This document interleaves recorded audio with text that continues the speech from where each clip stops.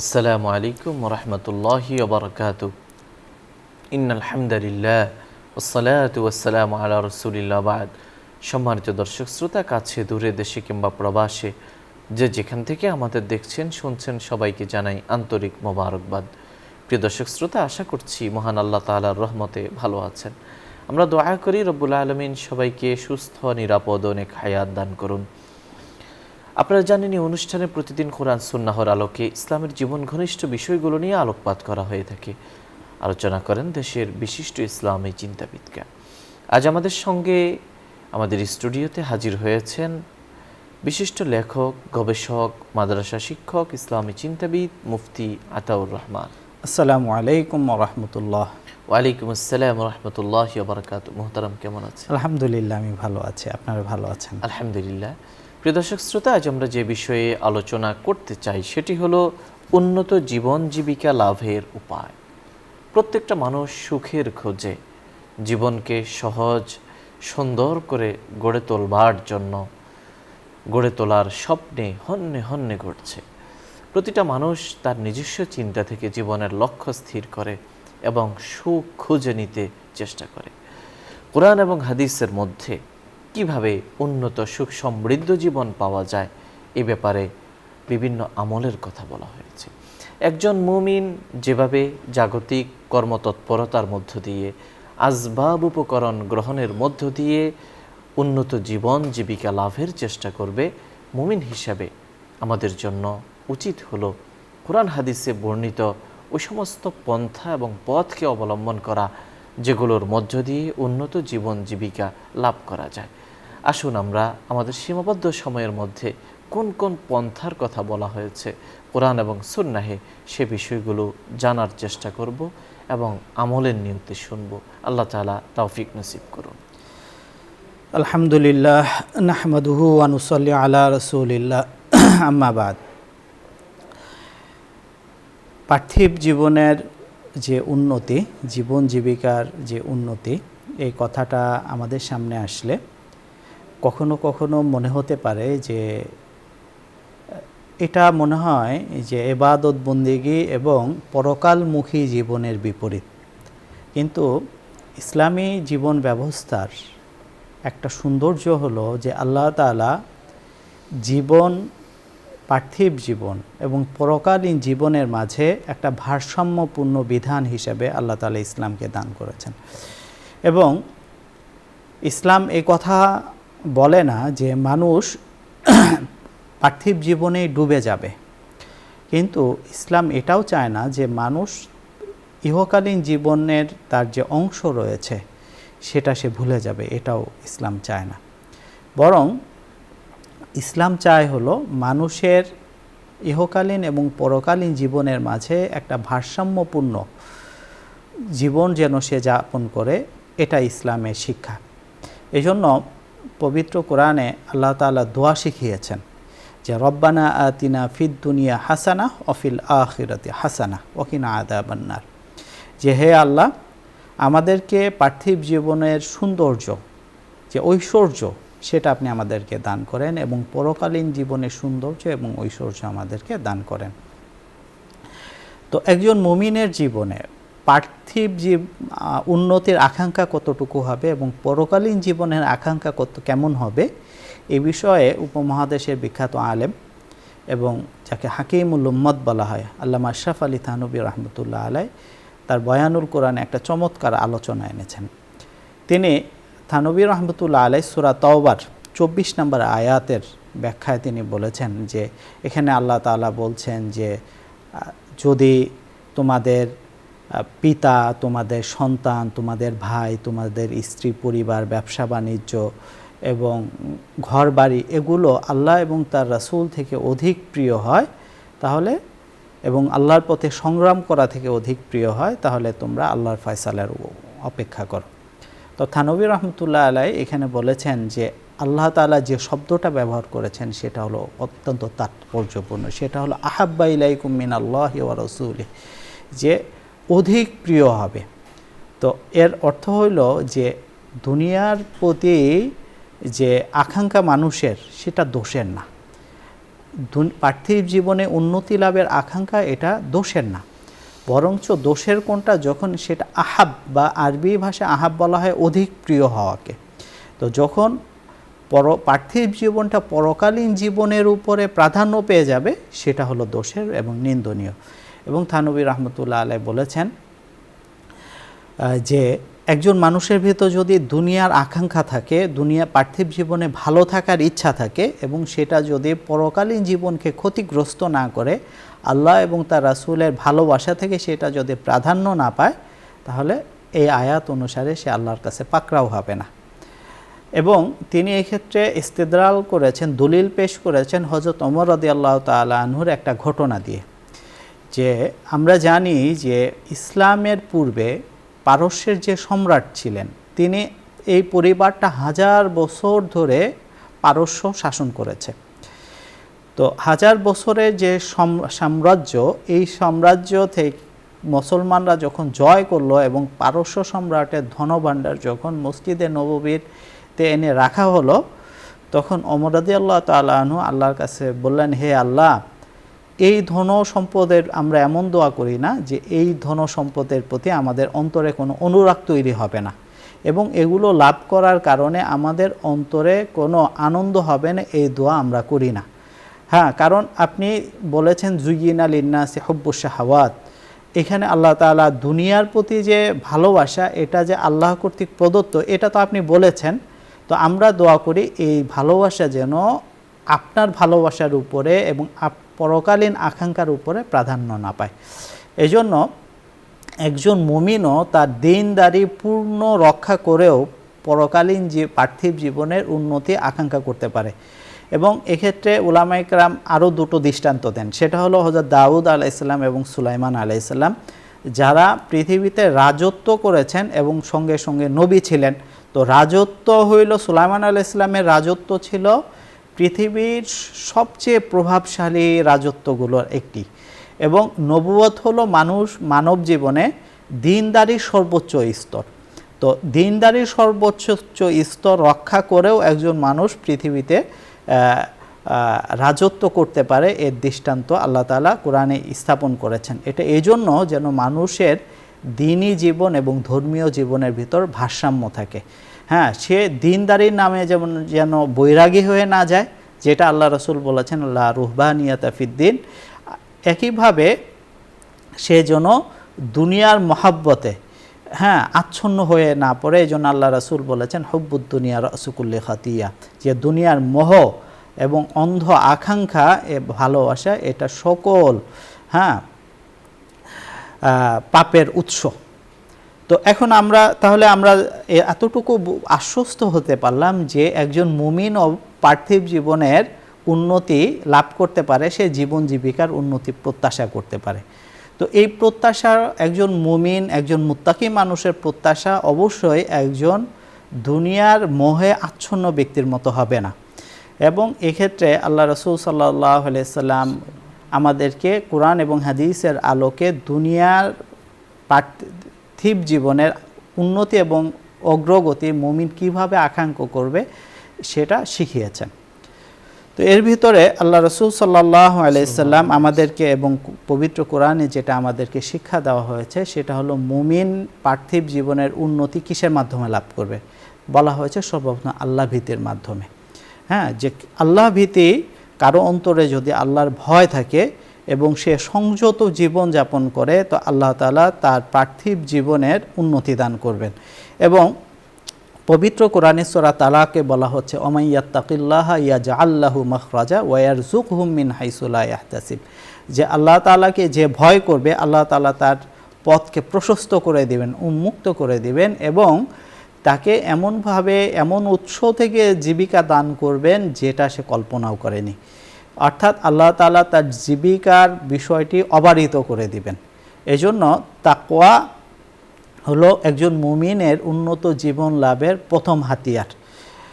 এরপরে অন্য আয়াতে আল্লাহ তাআলা সূরা আরাফে আল্লাহ তাআলা বলছেন যে লাফাতাহনা আলাইহিম বারাকাতিম মিনাস সামাই ওয়াল আরদ, যে যারা তাকওয়া অবলম্বন করবে আল্লাহ তাআলা তাদের আসমান জমিনের বরকত বা প্রাচুর্য যেটা, সেটা উন্মুক্ত করে দিবেন।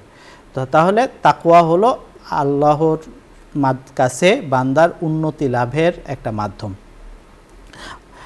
দ্বিতীয় মাধ্যম হলো তওবা করা। হ্যাঁ, তো আল্লাহ রাসূল সাল্লাল্লাহু আলাইহি ওয়াসাল্লাম বলেছেন যে মুমিন বান্দা সে পার্থিব জীবনে রিজিক থেকে বঞ্চিত হয় তার পাপের কারণে। যারা গুনাহগার, যারা অবিশ্বাসী, আল্লাহ তাআলা তো তাদেরকে পার্থিব জীবনে প্রাচুর্য দিবেন এটা বলেছেন, কিন্তু মুমিনকেও পার্থিব জীবনে প্রাচুর্য লাভ করতে পারবে, কিন্তু সে যখন গুনাহে লিপ্ত হয় তখন আল্লাহর বরকত শূন্য হয়ে যায়। ফলে পার্থিব জীবনে গুনাহের কারণে মুমিনের গুনাহ জীবনটা সংকীর্ণ হয়ে যায়।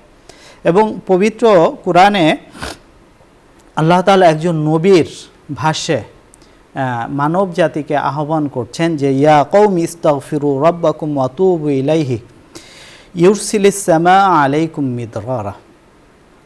যে আল্লাহ নবী বলছেন যে হে আমার সম্প্রদায়, তোমরা আল্লাহর কাছে ইস্তিগফার করো, ক্ষমা চাও এবং তার দিকে অনুগত হও, তার দিকে ফিরে আসো।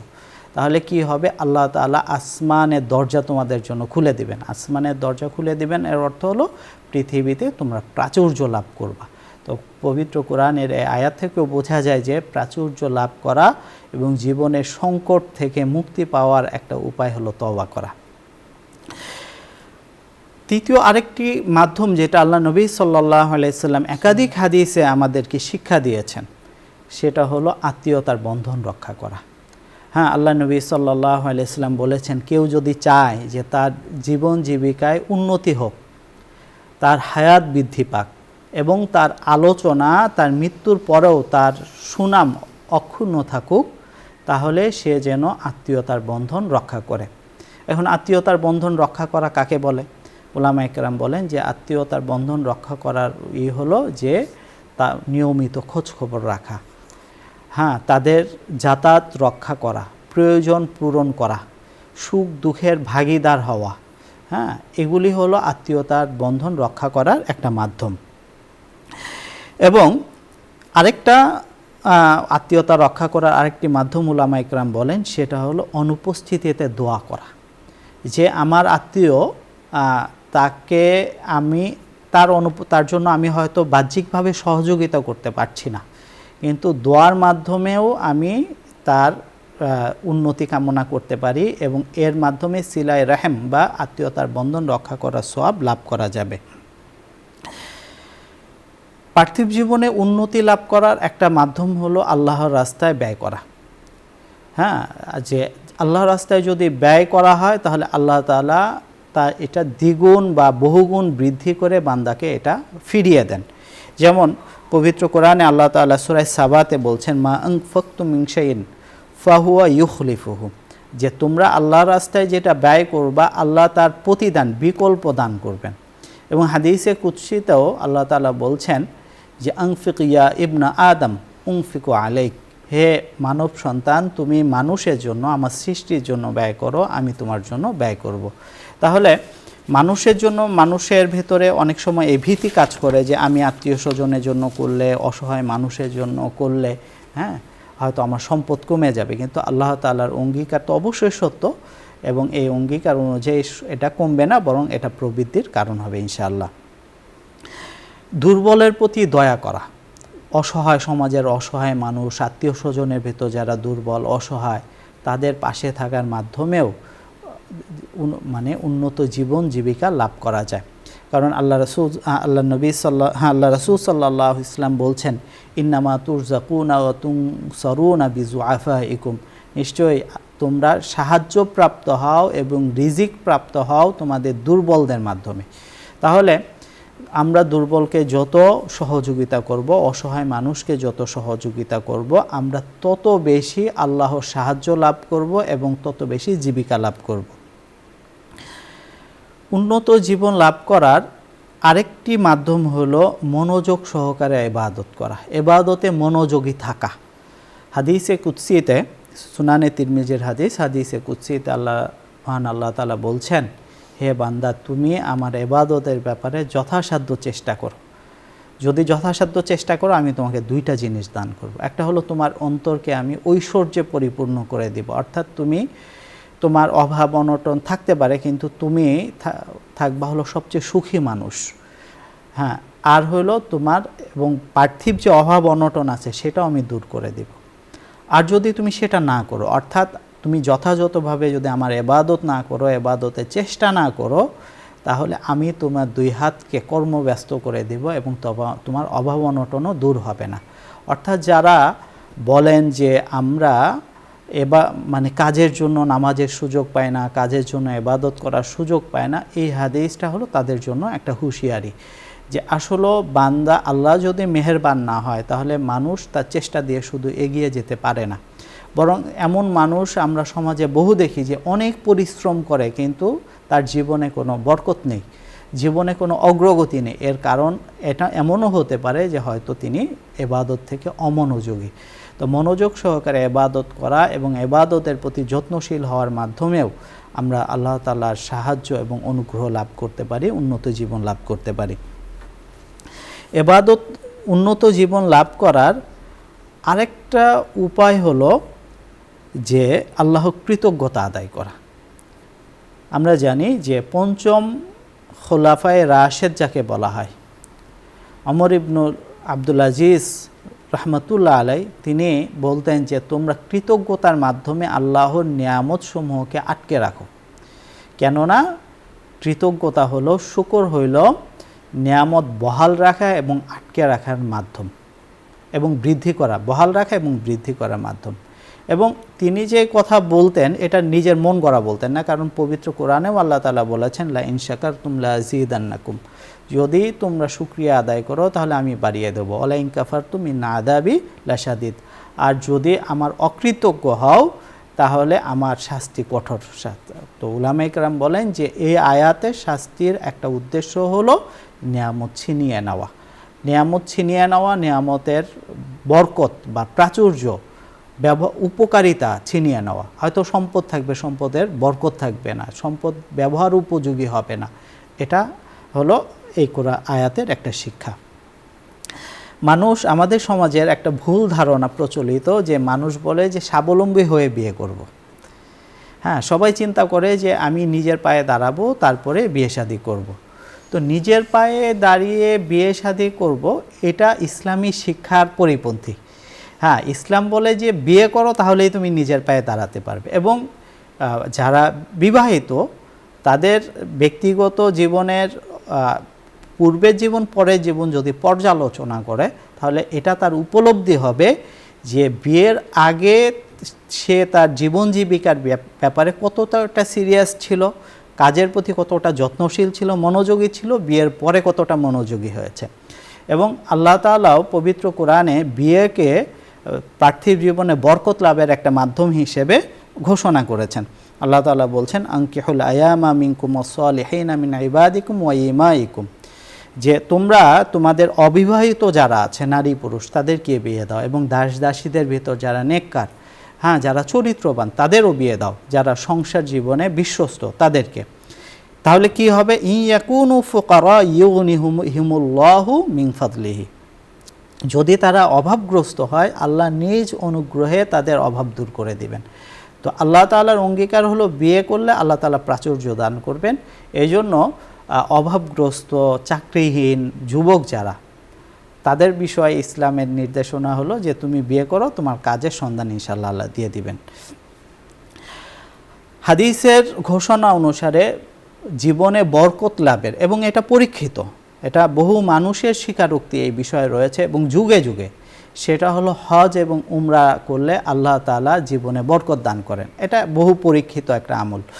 এবং এই জন্য মুসলিম বিশ্বের অনেক দেশের নিয়ম এটা আছে যে মানুষ বিয়ে শাদীর আগে হজ করে নেয় যেন তার জীবনটা বরকতময় হয়। রাসূলুল্লাহ সাল্লাল্লাহু আলাইহি ওয়াসাল্লাম বলেছেন যে তোমরা ধারাবাহিকতা আলা তারতিব হজ এবং উমরা করো, কেননা হজ উমরা মানুষের অভাব এবং গুনাহকে সেইভাবে দূর করে দেয়, হাপড়, হ্যাঁ মানে যে ইয়াতে চুল্লিতে আগুন লোহা পোড়ানো হয়, হাপড় যেভাবে মরিচা দূর করে দেয় লোহার, আল্লাহ হজ এবং উমরার মাধ্যমে বান্দার গুনাহ এবং অভাবকে সেভাবে দূর করে দেন। আর জীবন জীবিকার উন্নতি লাভের আরেকটা মাধ্যম হলো চেষ্টা করা, জীবিকার অনুসন্ধান করা। কারণ ইসলাম এটা শেখায় নাই যে শুধুমাত্র তুমি আল্লাহর উপর তাওয়াক্কুল করে বসে থাকবে, বরং এটার জন্য যথাযথ চেষ্টা করার যে শিক্ষা সেটাও আল্লাহ তাআলা দিয়েছেন।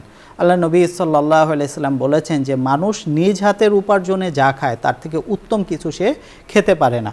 এবং সূরা জুমাতে বিখ্যাত আয়াত আল্লাহ তাআলা আমাদেরকে বলেছেন যে ফাইদা কুজিয়াতিস সালাতু ফান্তাশিরু ফিল আরদি ওয়াবতাগু মিন ফাদলিল্লাহ ওয়াযকুরুল্লাহা লাআল্লাকুম তুফলিহুন, যে তোমরা নামাজ শেষে জমিনে ছড়িয়ে পড়বে এবং আল্লাহর অনুগ্রহ, সকল তাফসীরবিদরা এখানে অনুগ্রহকে জীবিকা রিজিক দ্বারা ব্যাখ্যা করেছেন। অর্থাৎ তোমরা নামাজ আল্লাহর বিধান পালনের পরে জীবিকার অনুসন্ধানে পৃথিবীর প্রান্তে ছড়িয়ে পড়বে এবং আল্লাহর নাম স্মরণ করে, অর্থাৎ জীবিকা অনুসন্ধান করতে যে এমন হয়েও না যে আল্লাহকে ভুলে যাও, যে আল্লাহরকে স্মরণ রেখে তোমরা জীবিকার অনুসন্ধান যদি করো লাআল্লাকুম তুফলিহুন, আল্লাহ তাআলা তোমাদেরকে সফল করবেন, সাফল্য দান করবেন। তো এগুলো হলো এই সকল আমলের মাধ্যমে একজন বান্দা তার জীবনে উন্নত জীবন লাভ করতে পারে। এবং এই উন্নত জীবন লাভ করা তাকওয়ার পরিপন্থী না, এবং বরঞ্চ উলামায়ে কেরাম হাদিসে এসেছে আল্লাহ রাসূল সাল্লাল্লাহু আলাইহি সাল্লাম ফাকর বা অভাবগ্রস্ত অবস্থা থেকে পানা চেয়েছেন আল্লাহর কাছে। এবং এক হাদিসে এসেছে যে আল্লাহ রাসূল সাল্লাল্লাহু আলাইহি সাল্লাম বলেছেন যে অভাব মানুষকে কুফর বা আল্লাহর অকৃতজ্ঞ হওয়া, আল্লাহর নাফরমান হওয়ার দিকে ধাবিত করে দেয়। এজন্য একজন মুমিন পার্থিব জীবনে সেজন্য অন্তত অমুখাপেক্ষী একটা জীবন, মানুষের কাছে হাত পাতার মতো একটা জীবন থেকে মুক্তি পায়, এতটুকু চেষ্টা শ্রম তার থাকা উচিত, এটা উলামায়ে কেরাম বলেন।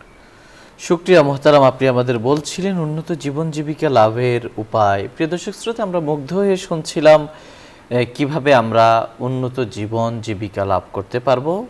এই আলোচনার মধ্য দিয়ে বেরিয়ে এসেছে আমরা আল্লাহ ভীতি অর্জনের মাধ্যমে, আত্মীয় স্বজনের হক আদায় করার মাধ্যমে, দান সৎকার মাধ্যমে, দুর্বলকে সহযোগিতা করার মাধ্যমে, ইবাদতে মনোনিবেশ করার মাধ্যমে, বিবাহ শাদী, হজ উমরা ইত্যাদি সর্বোপরি আসবাব বা উপকরণ গ্রহণ করা, জীবিকার সন্ধানে নিজেকে নিয়োজিত রাখার মধ্য দিয়ে আমরা আমাদের জীবন জীবিকার উন্নতি সাধন করতে পারি। এই সংক্ষিপ্ত আলোচনা আমরা সীমাবদ্ধ সময়ের মধ্যে করলাম। আল্লাহ তাআলা পরে যদি সুযোগ দান করেন সবিস্তারে আলোচনা করব অন্য কোনো দিন ইনশাআল্লাহ। আসুন আল্লাহর কাছে আমরা দোয়া করি, রব্বুল আলামিন যেন আমাদের দুনিয়া এবং আখিরাতের সর্বোত্তম, সর্বাধিক এবং পূর্ণাঙ্গ রিজিক তিনি দান করেন। আলহামদুলিল্লাহি রাব্বিল আলামিন, ওয়াসসালাতু ওয়াসসালামু আলা আশরাফিল আমবিয়াই ওয়াল মুরসালিন ওয়া আলা আলিহি ওয়া সাহবিহি আজমাইন। আল্লাহুম্মা লাকাল হামদু কামা ইয়ানবাগি লিজালালি ওয়াজহিক ওয়া আযীমি সুলতানিক।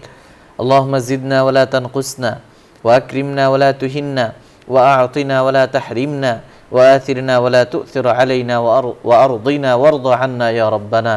اللهم إنا نعوذ بك من زوال نعمتك وتحول عافيتك وفجاءة نقمتك وجميع سخطك. اللهم اجعل آخرتنا خيرا من الأولى. ربنا آتنا في الدنيا حسنة وفي الآخرة حسنة وقنا عذاب النار. يا رب العالمين، يا أرحم الراحمين، يا أكرم الأكرمين، يا أول الأولين، يا ذا القوة المتين، يا رحمن يا رحيم يا كريم। ইয়া আল্লাহ, আপনি আমাদের জীবনের গুনাহ খাতা মাফ করুন। আল্লাহ সগীরা কবিরা, জানা অজানা, ইচ্ছা অনিচ্ছায়, প্রকাশ্যে গোপনে, দিনে রাতে, আলোতে অন্ধকারে করা গুনাহগুলো মাফ করে দিন। আমাদের অন্তরকে পরিশুদ্ধ করে দিন। আল্লাহ ইবাদতের স্বাদ আস্বাদন করার তৌফিক দান করুন। গুনাহ থেকে বেঁচে থাকাকে সহজ করে দিন। হেদায়েতের উপর আমাদেরকে বরকরার অবিচল থাকার তৌফিক দান করুন। ইয়া আল্লাহ, ইয়া রহমান রহিমিন, আমাদের জীবন জীবিকাকে উন্নত করে দিন। আল্লাহ আমাদের রিজিকে প্রশস্ততা দান করুন। আল্লাহ আমাদের জন্য উত্তম ঠিকানা, উত্তম বাসস্থানের ব্যবস্থা করুন।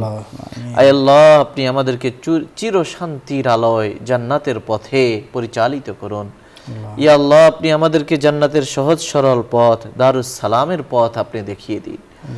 ইয়া রাব্বাল আলামিন, আমরা আপনার কাছে অভাব মুক্ত, ঋণ মুক্ত, গুনাহ মুক্ত জীবন চাই।